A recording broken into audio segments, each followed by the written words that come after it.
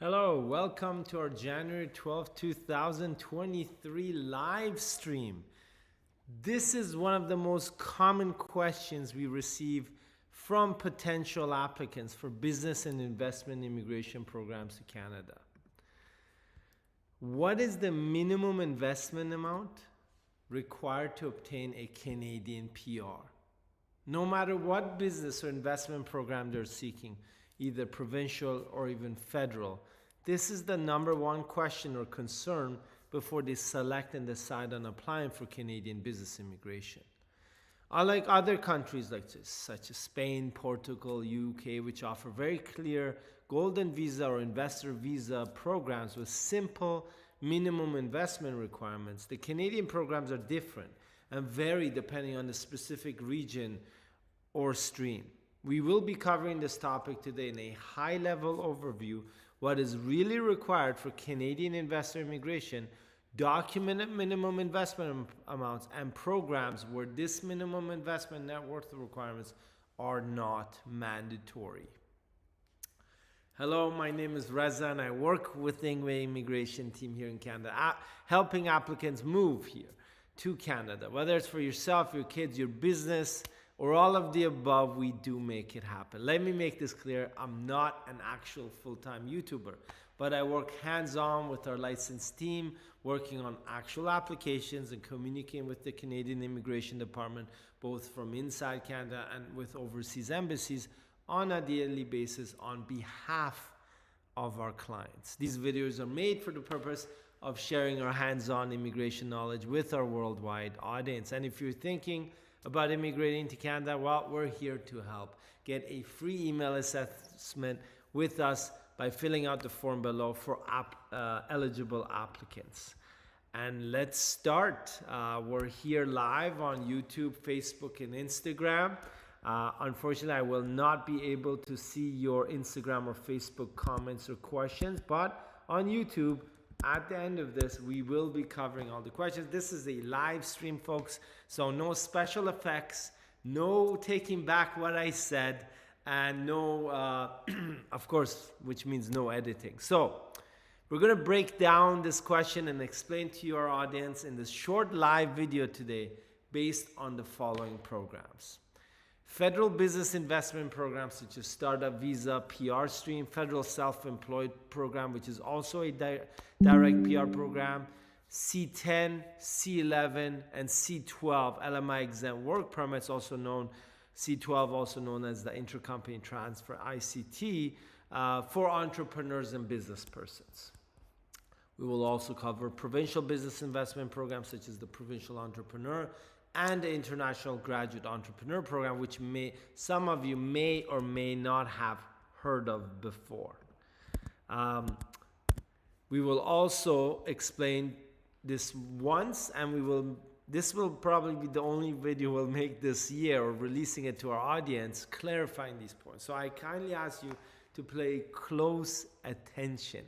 Keep in mind this information is valid as of the date of this live video stream and may change in the foreseeable future without notice by the Canadian federal or provincial government. So if you're planning to apply, check their website, or you can always send us a quick message on our website as well.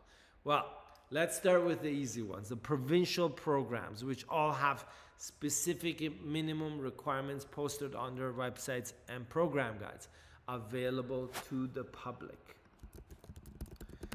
Under the Provincial Entrepreneur Programs, our first category, within the major cities, so not the rural programs, you're expected to make a minimum investment of $200,000 for Vancouver, $600,000 for Toronto, or if you're investing in the information, digital communication technology category like ICT, you can also invest $200,000 in Toronto.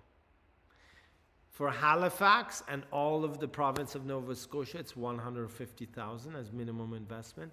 For the Winnipeg region of Manitoba, it's $250,000 minimum investment. For New Brunswick, the whole province, $150,000. Newfoundland, $200,000 Canadian. Prince Edward Island for the province, minimum $150,000 Canadian dollars, and Saskatchewan, $300,000 for the major city and the non-rural region. This list obviously does not include Quebec, Yukon, Nunavut, and Northwest Territories, as there's not enough demand to cover those. You should also consider that all these provincial programs we just mentioned have a mandatory minimum net worth requirement for the non-rural regions. Alberta is not on this specific list because it only has a rural program, investor program. So for the minimum net worth requirements, for Vancouver, $600,000. Toronto, $800,000. $600,000 for Nova Scotia, Manitoba, $500,000, New Brunswick, $500,000. These are net worth, everyone, net worth requirements of the applicant and spouse. $600,000 for Newfoundland, $600,000 for Prince Edward Island, and $500,000 for Saskatchewan. Please note, a net worth audit by a designated third-party CPA firm is mandatory. You do not need to have this done at the outset with your initial expression of interest, but when you are invited to apply and interview by the province, you will be required to pay for the net worth audit by the specific firms that the province has approved. Assets can be in either your name or your spouse's name, and certain provinces even accept under your children's name. Undocumented assets which are not under your name or your family's name, like your spouse, are not considered or calculated within your net worth. There you go. Let's go category B. Let's now look at the provincial rural program requirements for the provinces which do have this option. Not all of them do have rural programs, such as BC, Ontario, Alberta, Manitoba, and Saskatchewan. In BC's regional pilot program, which is for the rural communities which are participating, you require a minimum investment of $100,000 and a net worth of $300,000. One of the lowest provincial investment entrepreneur programs in all of Canada. In Ontario, outside of the Toronto region, which we call Greater Toronto Area, you require a minimum investment of $200,000 and a minimum net worth of $400,000, which is obviously significantly less than the $800,000 for Toronto. In Alberta, which only has a rural investor entrepreneur program, which means you cannot invest in Calgary under this specific program. You could do it under other programs. The minimum investment is $200,000 and net worth is $300,000 Canadian dollars. In Manitoba, the minimum investment is $150,000 for the outside of Winnipeg region, with the same minimum net worth of $500,000. And in Saskatchewan, the minimum investment is lowered to $200,000 Canadian dollars for rural regions, and the net worth stays the same at $500,000 for all entrepreneurial applicants. The key points to take away from this information is that most provinces typically like a ratio of 20 to 30% between the investment amount and the applicant's net worth. The few exceptions are in Ontario program for Toronto, Alberta's rural program, and Manitoba's program for inside Winnipeg region, which can be roughly around 50% or more of your net worth. The second conclusion is that these are minimum requirements, which does not guarantee you admission or approval in these programs, since most of them are points-based programs which allocate points to investors based on their investment amounts, net worth, and other profile information such as education, work experience, ties, and all that sort of stuff.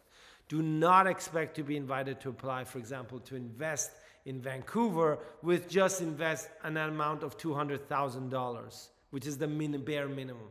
Unless it's a great business concept, you're within the priorities, it's so innovative, you already have traction, and you've got a great personal profile in terms of education, age, language, and so forth. Let's look at the third category, the federal programs. What are the minimum investment and net worth requirements for the federal programs? Well, that's a common question. With a very popular and controversial startup visa program, there's no documented minimum mandatory requirement for either investment or net worth. It's all based on common sense, or supposedly so. And the investment and net worth can be a combined effort between all the eligible group members of the startup. excuse me, don't forget that minimum settlement funds as per the IRCC is still mandatory for each individual co-founder under this program, no matter how much your other co-founders are investing or showing proof of funds. The next federal program is the self-employed program, which is for occupations in the arts, culture, and sports. And there's no minimum net worth for this program. However, the logic behind this program is that you need to be world-class in your occupation and be able to duplicate your success inside Canada. Therefore, the conclusion of this is that if you're world-class and do not have enough funds to invest in Canada, then you're probably not world-class, right? This is an economic category program under the Canadian immigration regulation and requires that applicants duplicate, set up an operation, and continue their world-class activities inside Canada, not retire or be employed. Becoming economically established inside Canada with your own funds is a key requirement under any business or economic immigration program for Canada.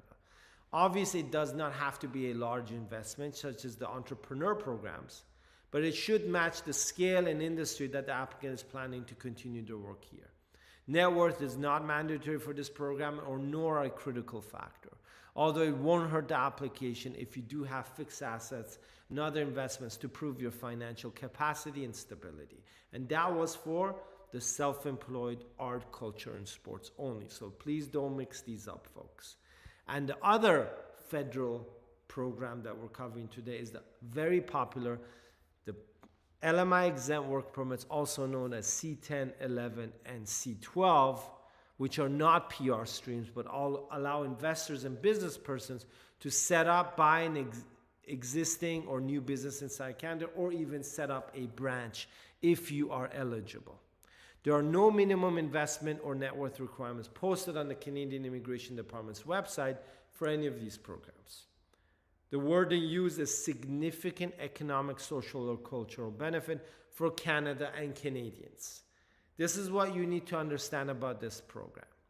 Under C10 and 12 LMI exempt work permits, if you or your business, let's say under the ICT, intercompany transfer, is worth a total of 100,000 Canadian dollars and you're planning to invest 100,000 or 90,000, well, you'll be refused. If you're planning to invest 250,000 Canadian dollars and your entire net worth is that much, then you'll be refused again.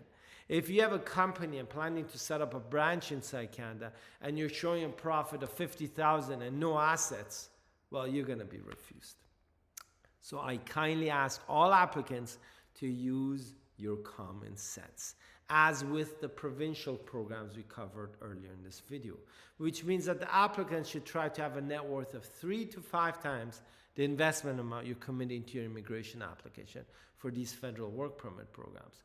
The only exception is for C11, where you may be focusing on significant social or cultural benefits for Canada and the investment amount is not based on financial investment. But keep in mind that you need to prove that you can support yourself during the work permit duration and can implement these plans for these benefits with the resources that you have available to you. For C10 and 12, C12 work permit applications for entrepreneurs, please try to focus on 150 to 250,000 minimum financial investment commitment if the focus of the application type will be significant economic benefit for Canada. And here's the last category, but definitely not the least. The International Graduate Entrepreneur Program, which are designed for international students who want to start their own business after graduation, to apply for their Canadian PR without finding another job or employer to do so. They do not have any minimum investment or net worth requirements for these programs. But this is only for international graduates from a 2-year post-secondary program in one of 6 specific provinces across Canada which are offering this program. So there are eligibility requirements, although there is no minimum investment or net worth requirement. So the conclusion of all this, folks, if you're listening, is that if you only have $50,000 or $100,000 to your name total, and that's your entire net worth, and unless you're a world-class performer, artist, cultural occupation or athlete, coach, or referee or whatnot, then the business or investment programs in Canada are not for you. You cannot apply with your entire net worth as the total investment of Canada either. So even if it's 70 or 90% of your entire net worth, the RCC will refuse you. Again, keep in mind that there are exceptions as well, especially for social and cultural benefit applicants and the federal self-employed for occupations in culture, arts, and sports, right? I hope you've enjoyed today's live stream regarding net worth and investment requirements for Canadian business and investment immigration. We love to hear from you and your thoughts on this topic and which program you think you could be eligible for. And if you've had some unusual or interesting experiences applying for any of these Canadian economic category immigration programs, well, let us know. We'd love to hear from you. And of course, if you're thinking about immigrating, whether permanently or temporarily, through skilled immigration, LMI exempt work permits, free trade agreement work permits, study visas, investment, or family sponsorship, you are at the right place. I can guarantee you only one point. You will know what to expect. The entire process is clearly laid out for you. All the risks identified, including costs. Our legal agreements are based on payment milestones, which are linked to your application progression. We do not take 100% advance payment for your Canadian immigration application. There will be no surprises in terms of expenses or costs, but just results. We have a $1 million liability insurance, which protects you and us from fraud or mistakes, as well as a dedicated client trust account with our Canadian banks. Our team speaks over 8 languages, and we help applicants from over 47 different countries during their immigration process. And this list is growing every day. Click the link below this video and get a free email assessment for eligible applicants. And if you're ready to apply and you'd like to do a one-on-one session with me or any of my other immigration team members at Ingwe, we can also book a one-on-one session directly using the consultation link also posted in the description of this video. And if you're watching the live, wait till it's posted, probably in the next 20 minutes. If you have questions, remember we are here weekly live on YouTube, Facebook, and Instagram every Thursday at 11 a.m. North America Eastern Standard Time, where we answer all of your immigration questions for free on the spot. And yes, folks, we are in our live session now, and we've got some questions and comments on our YouTube. If you're on Facebook and Instagram, I do apologize. Our streaming software does not allow me to actually view Facebook, Instagram comments or questions. So I will be focusing on our YouTube audience. So let's start. Sonali Jain says hi. Hi, Sonali. Sumandip Kaur says hi, Reza. Hello back to you. Avaugu Ubanem Obumneme. Hi. Avaugu Obumneme. Hi. Hi back. Bhupinder, I was eagerly waiting for your program. I sent an email again. I'm waiting for your reply. Yes, Bhupinder, I saw your email. You will be receiving a response later this evening or by morning. I was traveling from West Coast to East Coast in the past 48 hours, hence the unavailability. Sumandip Kaur says, I've applied for SUV program in December 2020, got temporary file number in January 2021, and now in December 2022, got my permanent file number and letter of biometric. Submitted by biometric in December 2022. Great, this is good. Want to ask, what will be the next step? Well, the next step will be, they will request more information from you in the next 2 to 3 months, Sumandip. So that means personal information, updated information, potentially about your profile as a work experience, family, potentially financials, could be criminality, all these things. And then after that, they could get into a deeper dive about your business progression. If you're a single founder, it could be all in one letter. If it's multiple co-founders, they could split the letters and ask you for personal information updates, and then later come in and dive deeper into what have you done and to prove your intention to implement this startup inside Canada. So over the next 2 to 3 months, you should expect some correspondence letters asking for more info. And Bhupinder says, I hope after your reply, we'll start working with, hopefully Bhupinder, we'll see, we will discuss and probably do a proposal online together where we review it together, the milestones, the payments, and we do a Q&A session. So that's the next step. So I will be scheduling that with you. Sumandeep Kaur want to ask what will be, yeah, we answered. Nasrim Ibrahim says, hello Reza June, good luck. Thank you, Rosita. Nice to see you as well.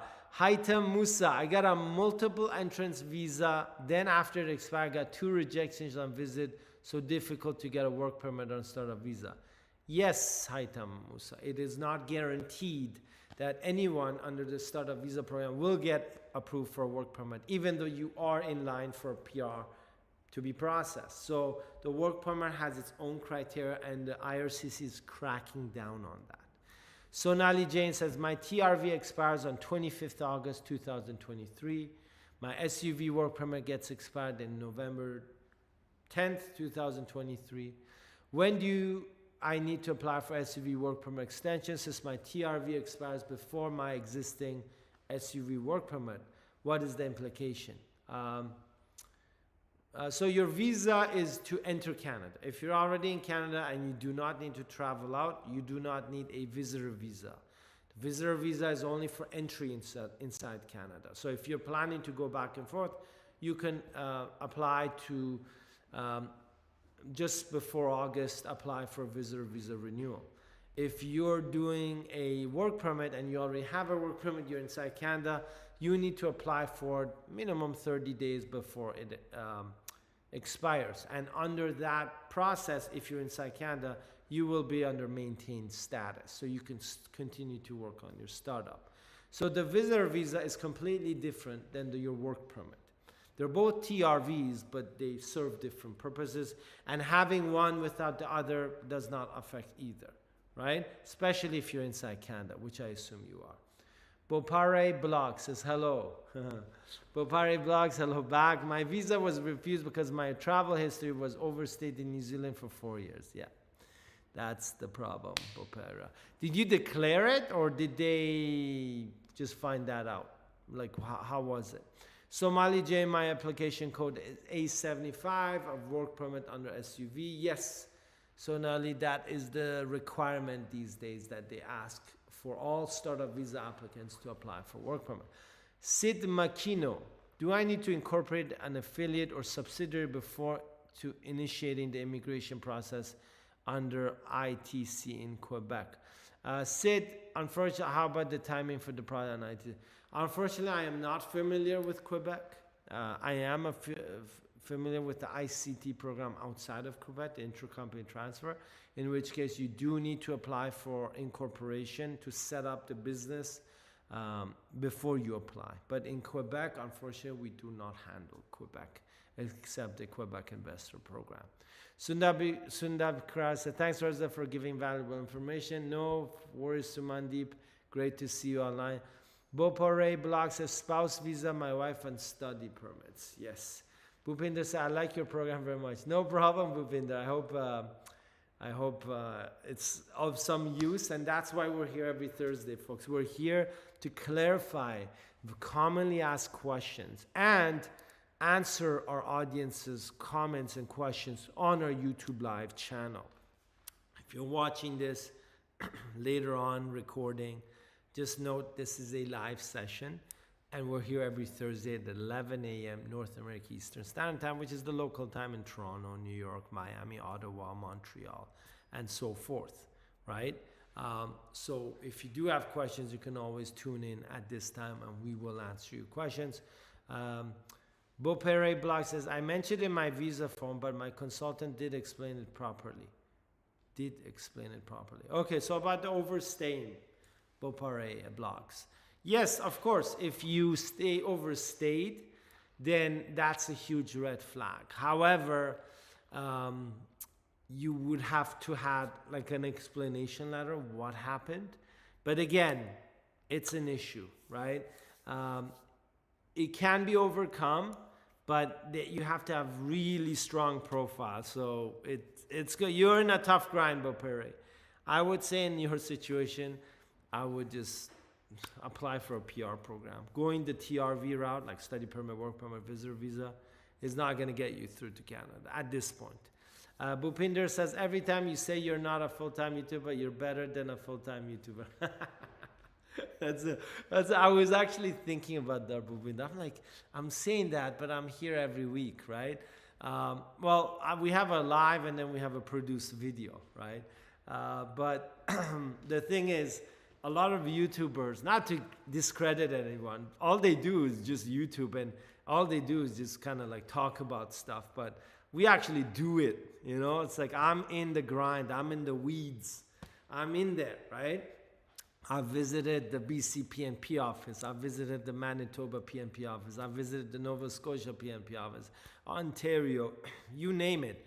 We've done applications, we are doing applications, we're participating in events, we're doing research, we're doing consultation. Right after this, I gotta go to the office for my in-person consultation. So all I'm saying about YouTubers is that either they're YouTubers that do it themselves or they just talk about it, right? And I'm not one of those that just talks about it. That's key. But that's a good point.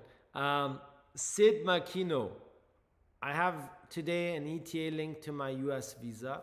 Good. But it expires in April. Do I need to apply for visitor visa before applying for another work visa?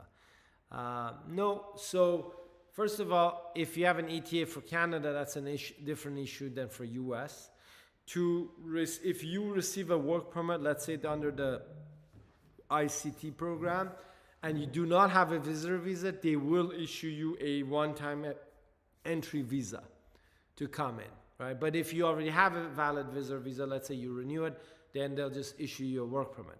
Another way is if you actually come inside Canada and apply, you could flagpole, and that would make things much easier and your chances of approval 100 times higher. Anyways, I'm sure you've got somebody handling your case.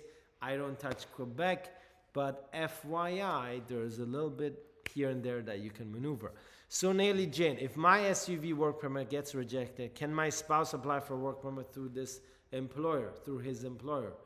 Yeah, separate, right? An employer would do a closed work permit. I assume you're from India, Sonali, and or living in the GCC. You have an offer of employment for your spouse, and it's a closed work permit, correct?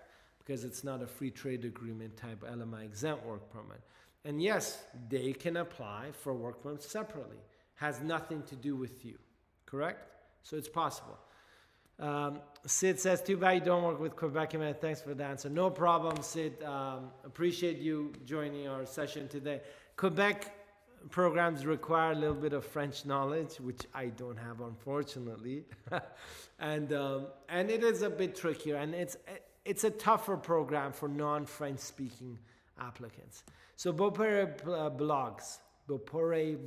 Okay, sir, my wife on study permit, but if she on work permit, can I apply then? Is there any chance of my visa? My last file consultant did not explain properly.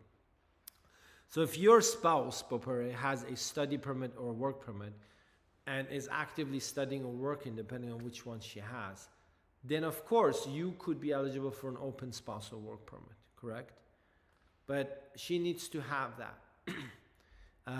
For a visitor visa, it's different. A visitor visa, they will assess it on its own merits. You can apply for a visitor visa if your wife has a study permit, doesn't have one, has a work permit, or doesn't have one.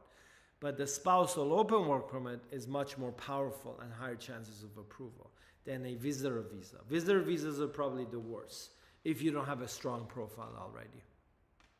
Bhupinder says, thanks, I'm waiting for your reply. Good night. Thank you, Bhupinder. I know it's late right now in back where you are, so yes, good night. Sid Makino, so it's easier to apply to ITC from inside Canada? Why? So it's easy, yeah, Sid. I don't know about Quebec, but the federal program, the ICT that we're talking about, setting up a branch. If you have a valid visitor visa, what we do is we bring you in after about a week, you do your exploratory, you set up your bank accounts, and then we take you to the US-Canadian border, we bring you in, we have a paper application for you, we apply there, 3 to 5 hours, you get your work permit for the ICT, intercompany transfer, right? Because if you're dealing with the embassies, depending on where you are, And then so it's processed inside Canada and then sent to the embassies. So it's slower. There's more decision-making people in the process. When you go to the border, just one person looking at it. Maybe they'll get help from a supervisor. That's it. You get a response right there. They ask you your questions right there. Do you think the embassy is going to do that? Do you think when something in whether it's Edmonton or anywhere else or Ottawa that looks at it is going to ask you questions, or if there's anything missing, they're going to tell you right there? No, they're not going to tell you anything. So inside Canada is typically a very good one if you have a strong application. So Nelly Jane says, can I have any other alternatives to stay back as my kids will be halfway their studies? Sonali Jane. Oh, you were talking about, yeah, I mean, you could not come to Canada, stay back, work on your startup so you do show progress and intention.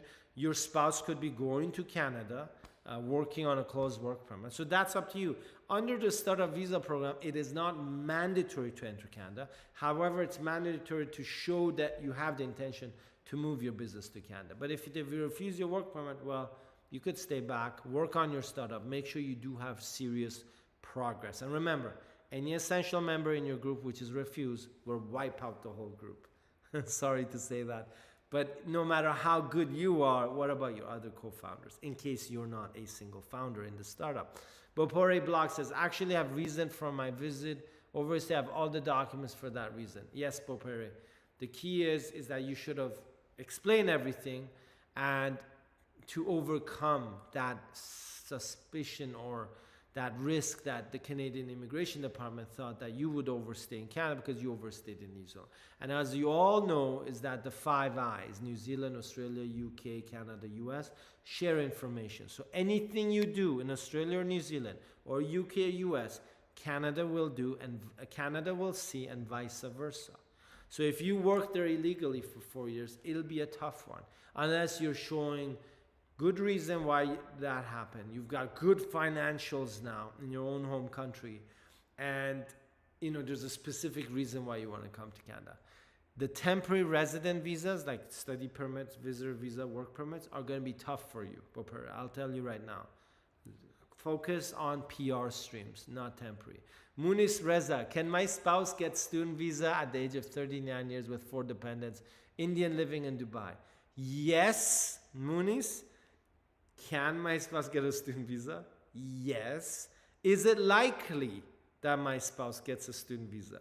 No. Okay? Unless she has a visitor visa, okay, to Canada, where you could convert her from inside Canada to a study permit. But if you deal with the Abu Dhabi embassy, like the Canadian embassy in Abu Dhabi, you're a mature student in the GCC and you do not have a valid Canadian or US visa, your chances are slim. So can you? Yes. Is it likely? Probably not. But again, if you've got valid visitor visas, come and convert. That's all we do. I mean, with mature students, we always ask them to come inside Canada to convert. I've got students who are 55 to 60 years old who are going to college from inside Canada. They don't even have a high school diploma. Okay? What do you think that means? Like the embassy, they'll refuse you. But inside Canada, if you play your cards right, it works. You go on IB. If my spouse gets a study visa, study permit, will I get an open work permit since I still have an active SUV that is pending since May 2022? Interesting. Yeah, you could be eligible to apply for spousal open work permit if she is approved for a study permit and she starts her full-time studies. A spousal open work permit, like a startup visa, is not guaranteed. It depends on all of your criteria. But if you do come with an open work permit and you're employed in another company doing some other activities outside of your startup visa, then it will undermine your entire startup visa PR application. Sid Makino says, really sounds good, that idea of doing it in the border. Yes, Sid. Highly recommended, but only for strong applicants. And I don't know why you're doing Quebec. I assume you're a French speaker. I used to live in Montreal, by the way, for 2 years. And I owned a business. I own many businesses there. But it's a bit tough. You pay taxes twice. They're not so immigrant friendly from my point of view. There's more bureaucracy. It's more socialist. I'm a little bit, and there are higher taxes there, you know, and it's great. I mean, if you're a French speaker, I think it's good, but you know, I got my reservations about it with my experience. James Gichuhi. I like that name, James. Hi. How is Canada? James from Kenya. Thanks for your advice. Hey, James from Kenya.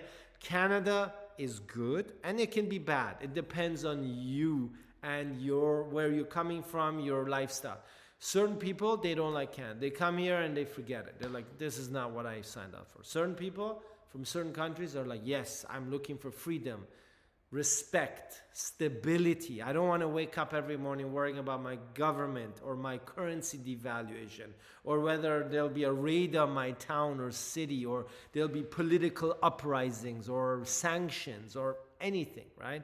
I want stability. I want my future of me and my children to be stable in a Western developed country as part of the G5 or the G7. So yeah, in those terms, it's great. In certain terms, if you've got a great lifestyle in Dubai, New York, Los Angeles, or Sao Paulo or Rio, you're living the life, but maybe you won't be able to live the life here or have the same resources. So it's all about perspective, folks.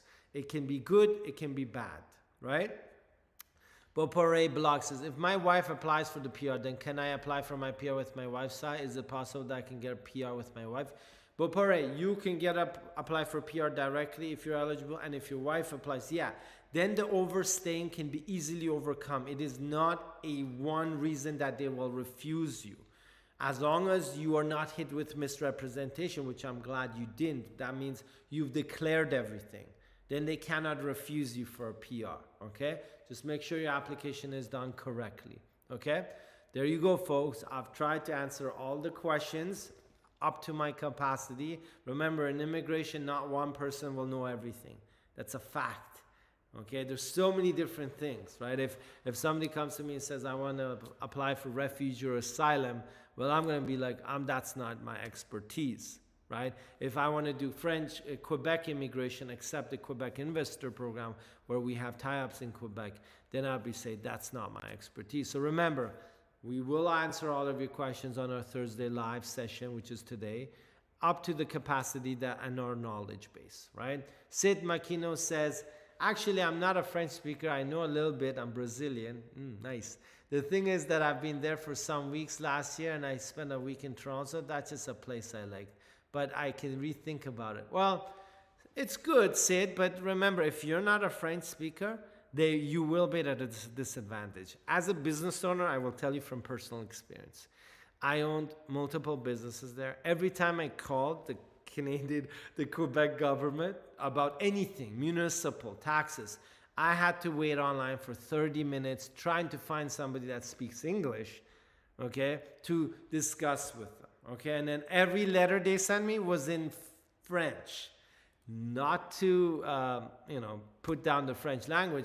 My spouse speaks French, but the thing is, you've got to be flexible, right? In Toronto, you can go to the bank and ask for French and English speaking. You can call the CRA, which is the National Canadian Revenue Agency, and ask for French or English speaker. In Quebec, if you ask for an English speaking person in government, if you're an employee, they won't give it to you. If you're not sole business proprietor, like a business owner, they will, but you go through a lot of hoops. So I don't like bureaucracy. If you're into bureaucracy, Quebec is great. If you're into a relaxed lifestyle, I like it too. But if you're looking to grow as a business, then it's not. But again, the cost of living in Montreal or Quebec is much lower than Toronto. So I don't want you to persuade you to come to Toronto or Vancouver or Calgary or Ottawa. But Ottawa is good too because you've got a mix. You've got French and English. It's right by the border of the two provinces. So keep that in mind. But cost of living in Quebec is lower because the economic growth is lower as well in terms of the personal GDP. James Gichuhi. Which school in Canada is best in international schools for grades 6 to 8? So James, there's private schools that you can apply for, which are costly, and there's public schools all across Canada. So when you're doing grades 6 to 8, public schools are good, and they're pretty much similar.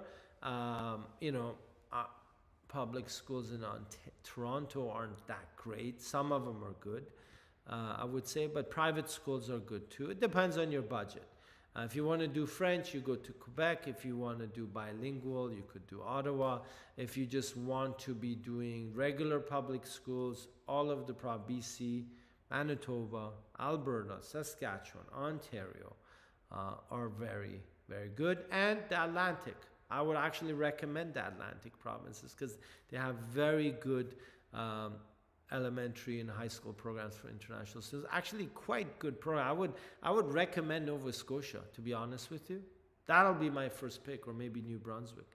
The school in Canada, can you help me with that? Yeah, James, for sure. What we usually do is we do an eligibility check of, would you get a visa for, you know, whoever's applying for that school, would they be able to get a visa? Then what we do is we help you, because we have over 100 schools across Canada that we work with, whether universities, colleges, high schools. And I went to high school and elementary school also in Canada, so I have a pretty good idea between the differences between public and private. Beaupere blogs, is there any chance, can you, sir, access my file? I cannot access your file, Beaupere. You have a legal representative unless you allow us to access your file. But first, find a PR program that you or your wife would be eligible for. Maybe an employer who's willing to sponsor you. Then it's possible. One more question. Bhupinder, back. What is the scope of a digital marketing person with 5 years experience? What is scope of a digital marketing person? You mean like a job description, Bhupinder? A job description would be digital marketing, right? They'd be involved in online marketing, whether inbound, outbound, lead generation, content, SEO, managing assets, So it depends what you mean by, can he apply for direct PR from India? Digital marketing person, so this is a tricky question, Bhupinder. When you want to apply directly for PR, you only have certain programs. So let's talk about non-business immigration, non-investment. Okay, let's look at skilled immigration. So you either go through express entry, which, as you know, the points went up to 507. It will be occupation specific this year. So it could be a backup plan. But your main plan as a digital marketer would be to look at the Saskatchewan program if you have enough points, which usually means you have family members in Saskatchewan, or you have been working in the occupation for minimum 10 years with a master's and a high level of language ability. Okay? Or by fluke, you may get some province who's looking for digital marketers who's from the express entry pool. But again, the chances are slim. The other way, you get an employer to sponsor. So a digital marketer is high demand. So an employer would hire them. They would sponsor them through a LMIA stream work permit. And then when they're here through express entry or provincial, they can be sponsored, or they can be sponsored through a provincial program. So they can come through a PR work permit, depending on the employer. So these would be the options.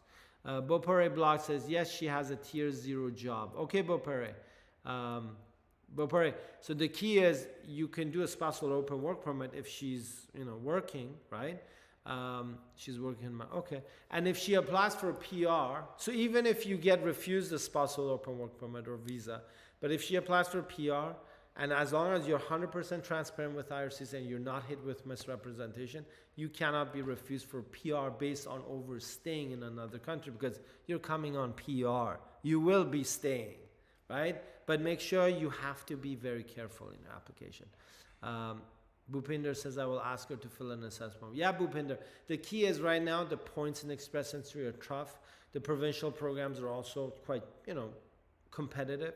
So if you do not have an employer, the chances are slim that a mature person who does not have an offer of employment, who does not have family ties in rural areas of Canada, would be able to come directly on a PR, right? So there's, good and bad news. Arsoy Dadon. No, I like that. I applied for a study permit, single applicant. My kid is 4 years old now and will be less than 5 in September. Is American citizen and child do need to apply for a study permit, please? No, so you cannot do a study permit because your child is too young to actually attend school at this point, unless they're attending school in your home country at that age and the school board here would accept it. But otherwise you apply for visitor visa, an accompanying visitor visa on your study permit. Okay, so that's for minors below the age of 6 typically. I guess that's the age where you go into kindergarten or grade 1, right? You need a study permit, but with minors you don't technically need a study permit, even if they do go to school because of the regulations, but some school boards do require it. For a child age 4, you do not at all, because they won't accept them in school. You do a visitor visa with your study permit together accompanied. And applying from UAE, okay, no problem. UAE is a tough place to apply unless you have a valid US or Canadian visitor visa.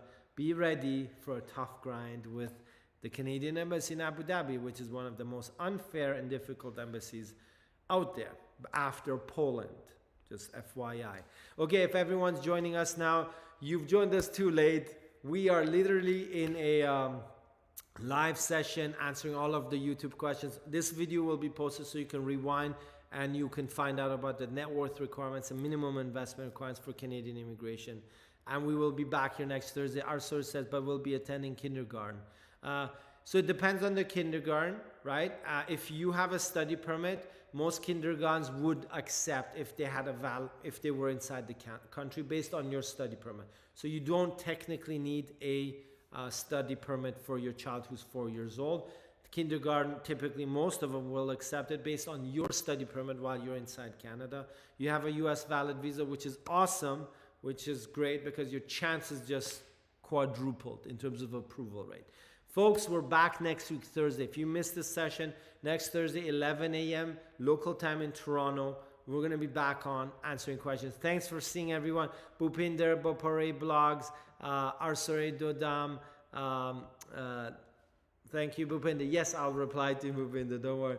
Sid Makino, James Gichuhi, Ugani Abi, Munis Reza, Sonel Jain, and of course,